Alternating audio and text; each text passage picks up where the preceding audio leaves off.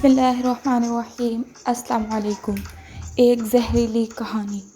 اس نے ابھی گھر کی دہلیز پر قدم رکھا ہی تھا کہ اس کی بیوی نے گھبراہٹ بھرے لہجے میں کہا، آج منا پھر گھر سے غائب ہو گیا ہے۔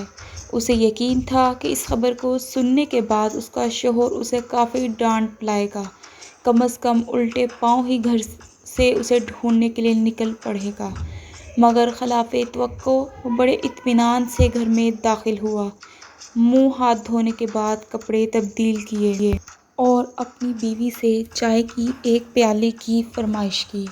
اسی دوران اس کی بیوی نے جو کچھ کہا وہ اسے محض سنتا رہا۔ اپنے شوہر کو اطمینان سے چائے پیتا ہوا دیکھ کر اسے حیرانی ہوئی۔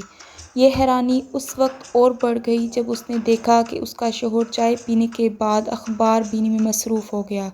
اسے ایک ثانیے کے لیے سب کچھ عجیب سا لگا۔ اسے یقین نہیں آ رہا تھا کہ یہ آدمی اس کا شوہر بھی ہو سکتا ہے۔ کہیں ایسا تو نہیں کہ اس خبر کو سننے کے بعد اس نے اپنا ذہنی توازن کھو دیا ہو، یا وہ یہ بھی سمجھ رہا ہو کہ منا ادھر ادھر بھٹک کر کسی طرح گھر آ جائے گا۔ وہ سوچ کی گہرائیوں میں ڈوبی اپنے آپ کو ایسی بے بس عورت سمجھ رہی تھی جس کا آخری سہارا بھی ٹوٹ چکا ہو۔ اچانک کسی نے اس کے گھر پر دستک دی۔ باہر کوئی آواز دے رہا ہے، اس کی بیوی نے اپنے شوہر سے مخاطب ہو کر کہا، جو اخبار پڑھنے میں کچھ اتنا بزی تھے کہ اسے اپنی بیوی کی آواز بھی پرائی سی لگ رہی تھی۔ ہو سکتا ہے کوئی منّے کو لے کر آیا ہو یا خود منّے نے گھر پر دستک دی ہو۔ اپنے گھر پر خود منا دستک دے کیا کہہ رہی ہو؟ منا اگر ہوتا تو دروازے ہی میں سے چیخ اٹھتا، دروازہ کھولیے۔ اس نے اطمینان سے اٹھ کر دروازہ کھولا۔ ارے الطاف تم! اس نے خوشی سے بکھلاتے ہوئے کہا، کب آئے؟ آج ہی، اندر آ جاؤ۔ اس کی بیوی نے دروازے میں سے جھانک کر دیکھا، اس کمبخت کو بھی آج ہی آنا تھا۔ اب پھر چائے کا دور چلے گا اور ہوا بھی وہی۔ اس نے چائے کے لیے ہانک لگائی۔ اس کی بیوی نے چائے کی کیتلی کو بڑی بیزاری سے چولہے پر رکھا اور وہیں سوچتی ہوئی کھڑی ہو گئی۔ چائے کی پیالیوں کی آواز سن کر اس کے شوہر نے اندر باورچی خانے میں آ کر کہا، رات کے کھانے پر میں اسے روک رہا ہوں، ایک ڈھنگ کے سالن تیار کر لینا۔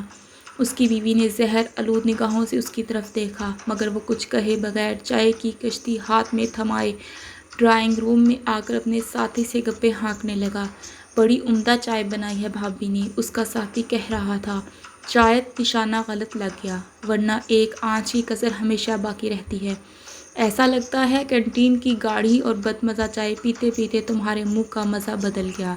وہ یہ سب باتیں سن رہی تھی، اس کا سارا دھیان منّے کی طرف تھا۔ وہ سوچ رہی تھی کہ اس کا شوہر کتنا بے حس ہے، اپنے ساتھی کو رات کے کھانے پر دعوت دے رہا ہے، جبکہ منا، ہٹاؤ یار منّے کے ذکر کو، بات چیت کے لیے کوئی اور موضوع نہیں ہے تمہارے پاس؟ اسے امید نہیں تھی کہ اس کا ساتھی بے اعتنائی کی سطح پر اتر آئے گا۔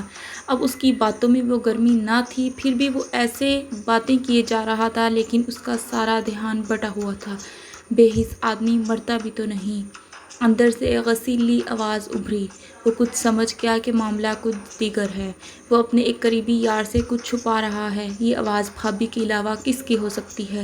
مگر وہ تو اس کے سامنے بیٹھا باتیں کر رہا ہے۔ آخر یہ کس کماش کا آدمی ہے؟ نہ اسے اپنی بیوی سے پیار ہے اور نہ بچے سے۔ وہ پہلے تو ایسا نہ تھا۔ کہیں ایسا تو نہیں آج اس نے بیوی سے لڑائی کی ہو یا بچے کو کافی پیٹا ہو؟ تمہیں آج رات کا کھانا میرے ساتھ کھانا ہوگا، وہ اپنے ساتھی سے اس طرح کہہ رہا تھا جیسے وہ کھائے بغیر چلا جائے گا تو وہ بھوکا رہ جائے گا۔ اس نے حامی بھر لی تو وہ خوش ہو گیا، مگر بھابی کو خواہ مخواہ تکلیف ہوگی۔ عورت تکلیف اٹھانے کے لیے ہی پیدا ہوئی ہے، یہ جواب بھی اس کے لیے کچھ غیر متوقع تھا۔ کیا یہ ممکن نہیں کہ بھابی بھی ہمارے ساتھ کھانے میں شریک ہوں؟ تمہاری بھابی نے سب سے ملنا جلنا ترک کر دیا ہے، وہ کھانے پر نہیں آئیں گی۔ اب اسے یقین ہو چلا تھا کہ فرحت و طمانینت اٹھ چکی ہے جو کبھی اس نے گھر میں دیکھی تھی۔ دفعتاً اندر سے کسی نے دروازہ کھٹکھٹایا۔ شاید کھانا تیار ہو گیا۔ یہ کھانے کی تیاری کا الارم ہو سکتا ہے۔ وہ اندر چلا گیا۔ کھانا تو میں نے تیار کر دیا ہے، مگر منّے کو بھی ضرور بلوا لینا، پتہ نہیں وہ کہاں بھوکا مر رہا ہوگا۔ یہ اس کی بیوی کی آواز تھی۔ جب وہ کھانے کی کشتی اندر لے کر آیا تو کچھ بجھا سا لگ رہا تھا۔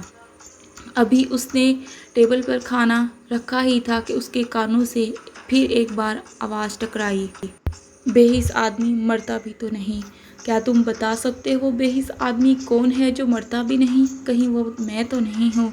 مگر بھابھی، ہاں، جب سے مونا مرا ہے وہ اسی طرح باتیں کرتی ہے۔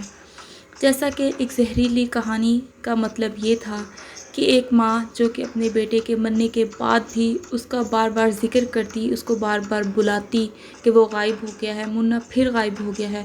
اس کا شوہر تھک چکا تھا یہ باتیں سن سن کر، تو اس نے ایک عجیب سے غصے میں جواب اس کو دینا شروع کر دیے، کیونکہ وہ جانتا تھا کہ مونا مر چکا ہے، اب وہ کبھی واپس نہیں آئے گا۔ اسی لیے اس کی ماں کا ایسا رویہ تھا، سب کے ساتھ بھی وہ ایسا رویہ رکھتی۔ اس کہانی سے ہمیں یہ سبق ملتا ہے کہ ہمیں مرنے والوں کے بعد صبر کرنا چاہیے، کیونکہ موت برحق ہے اور یہ آنی ہی آنی ہے۔ ہمارا زندگی کا مقصد ہم اسی لیے پیدا ہوئے ہیں کہ ہم اللہ کی عبادت کریں، اور اس کے بعد جا کر حساب کتاب دیں جو ہم نے زندگی میں اس نے ہمیں کس مقصد کے لیے پیدا کیا اور ہم نے زندگی کیسے گزاری۔ اگر آپ اسی طرح کے ویڈیوز دیکھنا چاہتے ہیں تو ہمارے چینل کو سبسکرائب کرنا مت بھولیں۔ ملیں گے نیکسٹ ویڈیو میں، تب تک کے لیے اللہ حافظ۔